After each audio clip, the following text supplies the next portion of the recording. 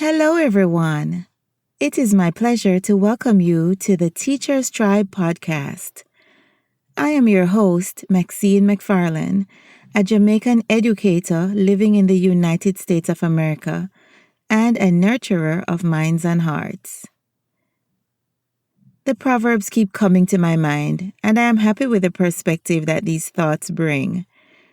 This week, I'm actually contemplating two sayings that keep me grounded during this time of virtual teaching. They are one hand wash the other, and two, one hand can't clap. Today's message and tips are directed at parents, caregivers, and teachers. As I continue to work in a virtual environment, I know I am not alone with some of the challenges that I am facing. Supporting our children while learning during a pandemic is definitely the time to apply these sayings. Let's think about it together as I offer some tips for these times. Keep listening.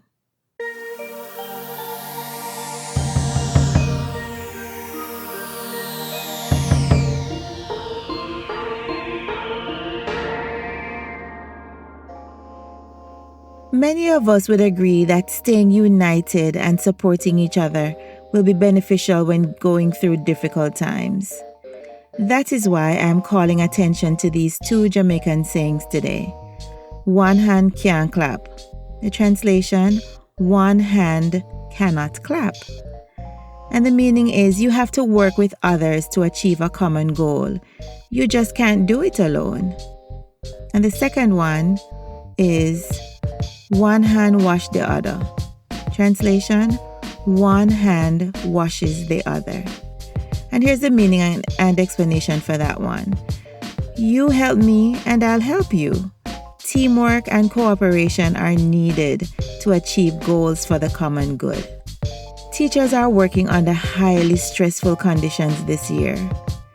Under normal circumstances, teaching can be very stressful and is a demanding profession. Things have significantly intensified, and many are wondering if teaching this way is sustainable. Many have already decided that it is not, and they have either tendered their resignations or resigned.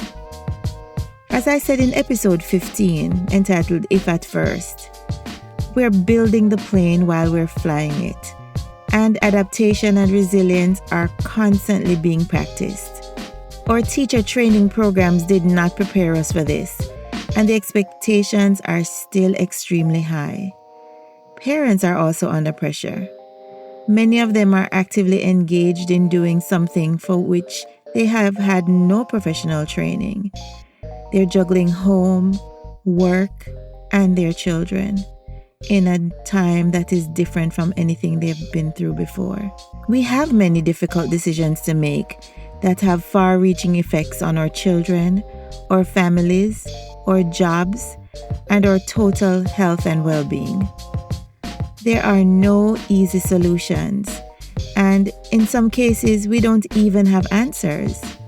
The reality is we are in an onerous situation, and I suggest that teamwork and cooperation will prove to be beneficial to get through it. Teachers, one hand can't clap. We cannot do it alone. Even highly qualified educators with many years of experience need to collaborate with others. We must engage parents and keep the communication lines open so that together we can figure out how to support our students, their children. It can be as simple as offering reassurance about how committed we are to their children's education. We can make ourselves available, within reason of course, to provide one-to-one support when needed, because the general information may not work for every family. Let us do what we can to help parents to understand that they can do little things that are very important to their children's success. Acknowledge them when they do so and never take it for granted. We may have to set aside our expectations at times, even when they are reasonable. Take the time to appreciate and acknowledge parents for simple things like waking up their children for school, preparing healthy meals, providing a suitable learning environment at home, keeping their devices charged, ensuring that they log in for class at scheduled times, offering reminders and checking if assignments are being completed. And I can hear some people saying, well, that's what parents are supposed to do. Yes, they are supposed to do it, but it doesn't hurt for us to appreciate it when it's done and acknowledge the parents for doing so. I had an incident this week that provided such an opportunity. I was getting ready for a meeting with my colleagues when I received a message from a parent asking for support with a math problem that her child was working on. She mentioned that she, that is the parent, knew the answer to the problem, but the child was struggling. The part of her message that meant a lot to me was when she mentioned that she wanted to ensure that the child was doing it the way I had taught it in class. Now, I'll admit that I am teaching math in a much different way than I learned it as a child. I see value in the approach that emphasizes conceptual understanding, as opposed to the predominantly rote learning method that was used when I was growing up. Well, I happily met with her and my student and provided the support needed. The parent took notes and even copied what I wrote on the whiteboard while I was explaining. I used that opportunity to tell the parent how much I appreciated her support, because she could have just told the child the answer. I made it clear that her decision to reach out to me showed how much she's supporting the child, and it sends a strong message to the child that we are working as a team. As teachers, we must make it clear to parents that we are going to be successful if we work together. We can't wake the children up for school and get them ready for the online experiences. That is their job.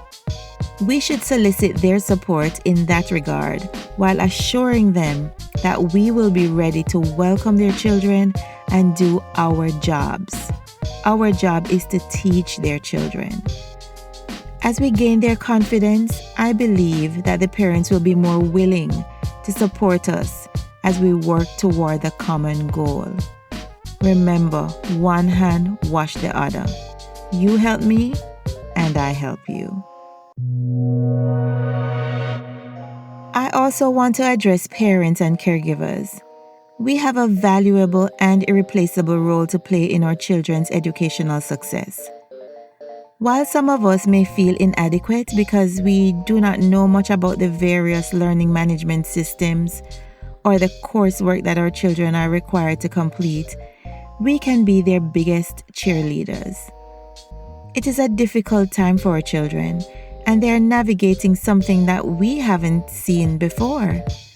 We wish we could offer guidance as a result of our own experiences, but we don't have any. However, all is not lost.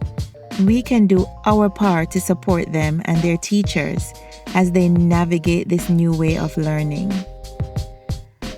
We have 2 high schoolers at home, and I see the struggle every day. One of my sons recently told me that I was doing too much when he noticed that I was wearing business casual attire and perfume. I got up and showered and got dressed, like I would if I were driving to work. He doesn't understand why I would choose to do that when I was teaching from home. Of course, I got on my soapbox about being a professional and showing up fully in my role as an educator.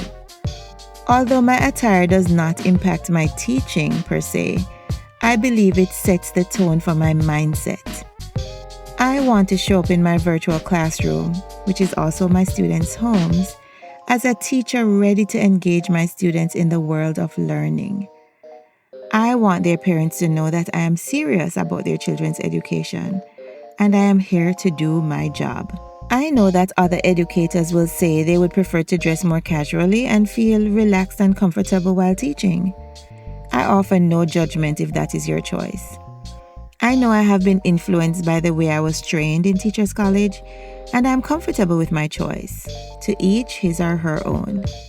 The point I'm making is that I want to encourage my child to show up in the learning environment ready to put his best foot forward. I have further encouraged them to engage fully in learning activities by participating and being respectful to their teachers and classmates. In our school district, because my boys and I teach in the same school district that they go to school. So the students are not required to have their cameras on during virtual live classes. As a teacher, I understand how difficult it is to gauge how well students are assimilating what is being presented when you can't see them. I encourage my sons to turn on their cameras as a simple way to support their teachers. Their father will sometimes comment that he didn't hear their voices during a class period when he walked by the hallway outside the rooms where they are learning. We want them to be fully present and to work hard so that their teacher's workload can be a bit lighter. In this virtual learning world, communication continues to be important. Last year this time, I could simply walk over to a colleague's classroom to ask a question, get feedback, or have a conversation during our planning period or lunch break. Now, all of those simple interactions have become emails. I try to limit my emails to my children's teachers because I can only imagine how many they get each day. Teaching several classes in different class periods is a lot to keep up with. When I do send an email, I take the time to ensure that it is carefully worded. I want the teachers to know that even when I am expressing a concern, I am approaching it with a supportive mindset, and I am reaching out so we can collaboratively come up with a solution. When I receive information via our messaging app, I take the time to say thank you or share a short message of encouragement. I attend meetings such as Meet the Teacher Night or any other meeting that's planned by the school because I want to show that I am willing to be supportive. Most times these events are scheduled after school, and I recognize that teachers are participating outside of their contract hours. I take a moment to express appreciation and acknowledge that they have gone the extra mile by working through such a long day. These are simple gestures, but since I also sit on the other side of the fence as a teacher myself, I know those things mean a lot. One hand wash the other. Teachers cannot do it alone, and I must do my part to support them and my children. The teacher should not be the only one holding our children accountable for their work. Since I am many years removed from high school and didn't even take some of the courses that my sons are doing, I am not familiar with the content. I also went to high school in another country and under a much different educational system. However, I have access to their grades, syllabus, and required coursework, so I try to keep up with consistently monitoring them. I was a bit amused when one of my sons recalled an incident from last school year when I asked him about a grade or an assignment that I saw, and he referred to me as the grade's Nazi. Well, I'll take it because I'm doing my job as a parent. Parents, let's try to take the extra load off teachers' plates so they can do the job they were trained and hired to do. They are already attending to so many moving parts, especially in the virtual classroom, and they would appreciate having even one less thing to worry about. They shouldn't have to be monitoring if students have eaten or had enough sleep last night. I know caring teachers do that, but they already have so much to attend to. They go the extra mile for their students and families. But remember, one hand can't clap.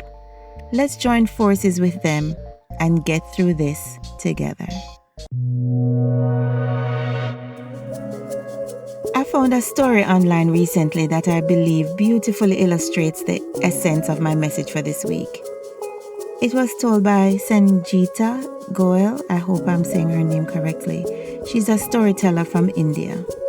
And here's the story that she shared. Once upon a time in a jungle lived two good friends, the monkey and the elephant. One day, an unusual quarrel broke between the two about what was better.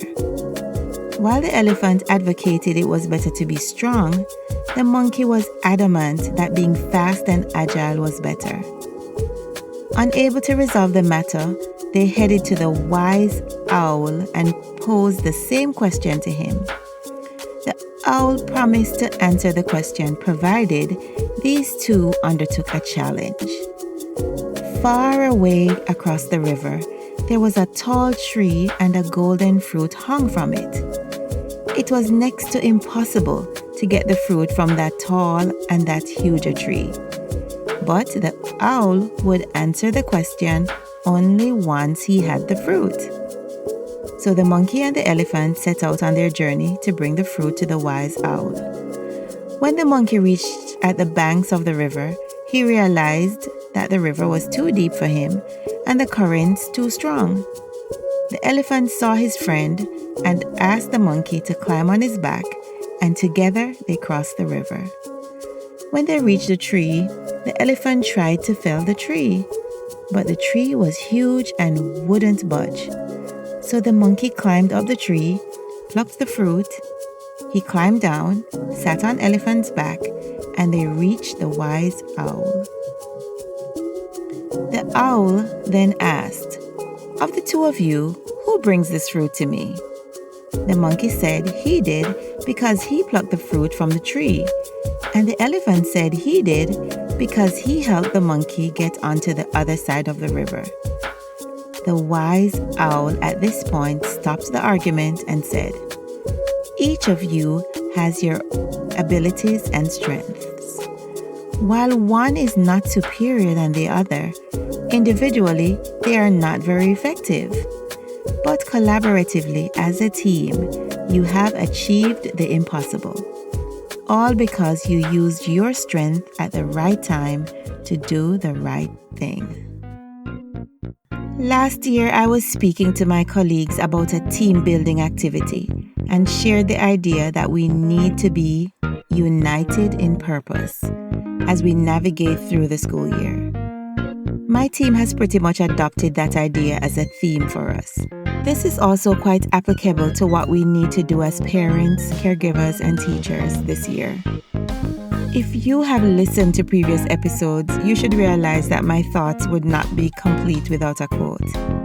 Interestingly, I found one this week that conveys a similar message as the idea that I shared with my colleagues. It is attributed to Woodrow T. Wilson, and it says, and I quote, "We cannot be separated in interest or divided in purpose.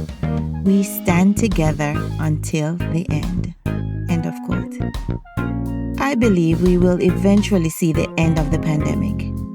Until then, let's commit to be united in purpose, because one hand can't clap.